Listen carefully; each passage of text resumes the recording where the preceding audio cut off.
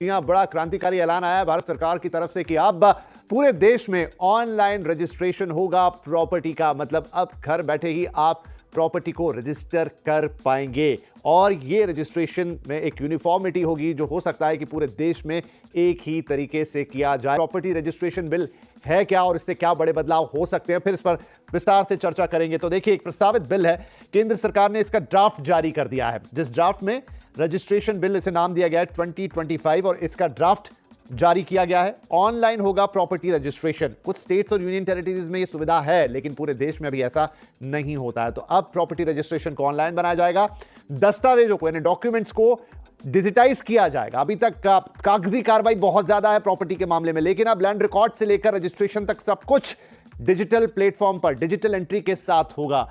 Registration act 1908 में 117 साल बाद इस एक्ट में बदलाव होने जा रहा है। अब तक 117 साल पुराने एक्ट के आधार पर ही हमारा रजिस्ट्रेशन सिस्टम काम कर रहा था, उस लिहाज से एक बड़ा बदलाव होगा।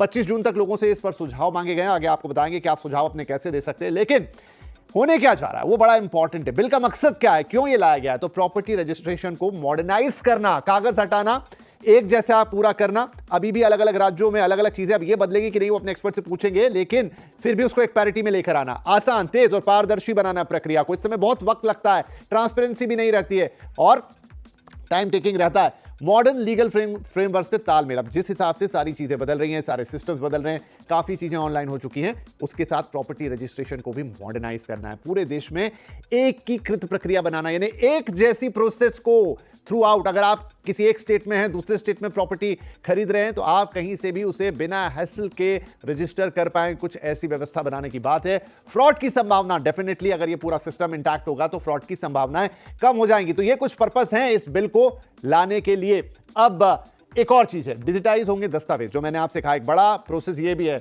बिक्री से संबंधित जो भी आपका सेल्स एग्रीमेंट वगैरह रहता है वो डिजिटाइज फॉर्म में होगा। Power of attorney, sale certificate, equitable mortgage, यानी ये जितनी तमाम तरह के जो इंस्ट्रूमेंट होते हैं इन्हें डिजिटाइज करना। रिकॉर्ड डिजिटल होंगे, इलेक्ट्रॉनिक रजिस्ट्रेशन सर्टिफिकेट मिलेगा, ऑनलाइन आधार ऑथेंटिकेशन, ये भी इसमें एक बड़ा पॉइंट है। इसे आधार और पैन से जोड़कर सत्यापित करने यानी ऑथेंटिकेट करने की बात आई है। अब आप अपने सुझाव कैसे दे सकते हैं इस बिल पर? कोई भी दे सकता है। तो dolr.gov.in पर ड्राफ्ट बिल पहली बात तो उपलब्ध है, आप यहां जाकर इसको पढ़ सकते हो। जो मिनिस्ट्री ऑफ लैंड रिकॉर्ड से वहां पर 25 जून तक तय परफॉर्मा एक फॉर्मेट है, उसमें आप एक सुझाव अपने भेज सकते हैं। 25 जून उसकी आखिरी तारीख है।